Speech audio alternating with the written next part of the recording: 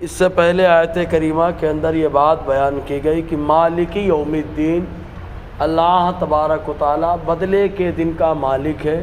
یہ بدلے کا دن اللہ تبارک و تعالیٰ کیوں قائم فرما رہا ہے، محشر کا دن کیوں قائم فرما رہا ہے، وجہ کیا ہے؟ تو اس سلسلے میں مفسرین اعظام اور محدثین نے ایک نقطہ یہ دیا کہ اللہ تعالیٰ اس دن انصاف قائم فرمائے گا۔ یہی وجہ ہے کہ کرامن کاتبین کا معاملہ اللہ تعالیٰ نے رکھا تاکہ بندے کے پاس اس کے اعمال نامے ہوں، تاکہ وہ عین وقت منکر نہ ہو سکے، انکار نہ کر سکے، اعمال نامے سب کھول دیے جائیں۔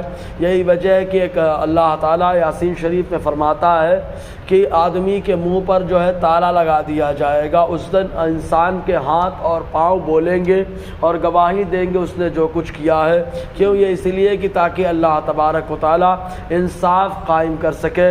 تو انصاف قائم کرنے کے لیے اللہ تعالیٰ نے بدلے کے دن کا نظام قائم فرمایا، اور انصاف بہت اہم ہے۔ انصاف کے بیس پر انسان کی تعریف ہوتی ہے، انصاف کے بیس پر انسان کی جو ہے تعریف اور توصیف کی جاتی ہے۔ تو اللہ تعالیٰ عدل کے ذریعے سے جو ہے اپنی قابل تعریف ہونے کا جو ہے مظاہرہ بھی فرما رہا ہے۔ یہی وجہ کہ عدل کے بیس پر حضور صلی اللہ علیہ وسلم نے نوشیروان عادل کی بھی تعریف فرمائی۔ وہ نوشیرواں جو بڑا منصف اور عدل پسند تھا، چنانچہ خود حضور صلی اللہ علیہ وسلم نے فرمایا ولیدت فی زمن الملک العادل، حضور نے فرمایا میں عادل بادشاہ کے زمانے میں پیدا ہوا۔ یہ عادل بادشاہ یعنی انصاف کرنے والا نوشیروان عادل کو کہا جاتا ہے۔ تو حضور صلی اللہ علیہ وسلم نے اس کی تعریف فرمائی۔ تو تمام تعریف اللہ کے لیے ہے، کیونکہ اللہ تبارک و تعالیٰ انصاف فرمانے والا ہے۔ اب اس کے بعد اللہ تعالیٰ ارشاد فرماتا ہے کہ میرا بندہ یوں کہتا ہے ایاک نعبد و ایاک نستعین، اے اللہ ہم تیری ہی عبادت کرتے ہیں، تجھی سے مدد مانگتے ہیں۔ تو ایاک نعبد، عبادت کے کئی درجے ہوتے ہیں۔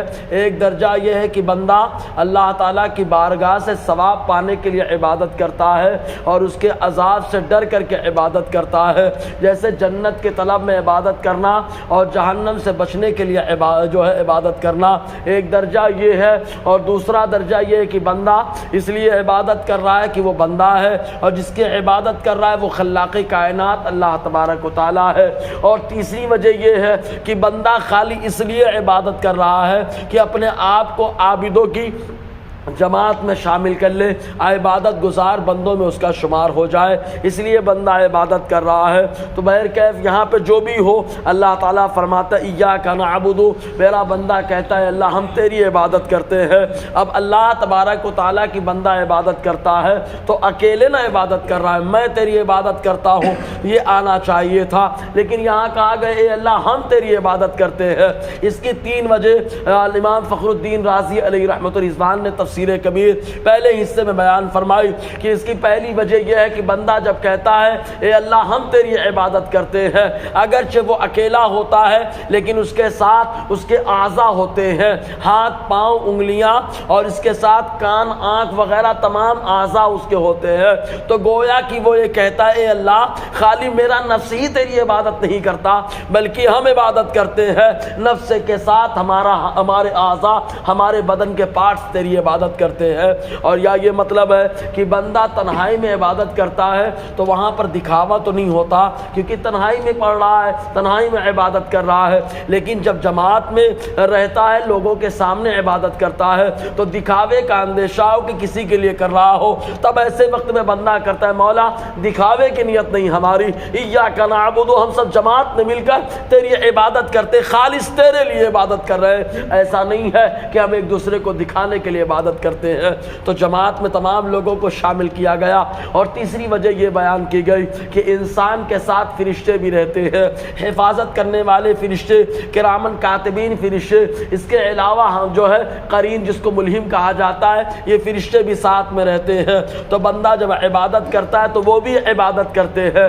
تو بندہ گویا کہ کہتا ہے اے اللہ ہم تیری عبادت کرتے ہیں، تو خالی میں اکیلا نہیں، میرے ساتھ کے سارے فرشتے بھی تیری عبادت کرتے ہیں۔ یہ مطلب ہوتا ہے عبادت کا، ایاک نعبد، ہم تیری عبادت کرتے ہیں۔ اب عبادت کا معنی کیا ہوتا ہے؟ تو عبادت کا معنی یہ ہے دوسرے کو لائق تعظیم جان کر اس کی فرما برداری کرنا، اسی کو عبادت کہتے ہیں۔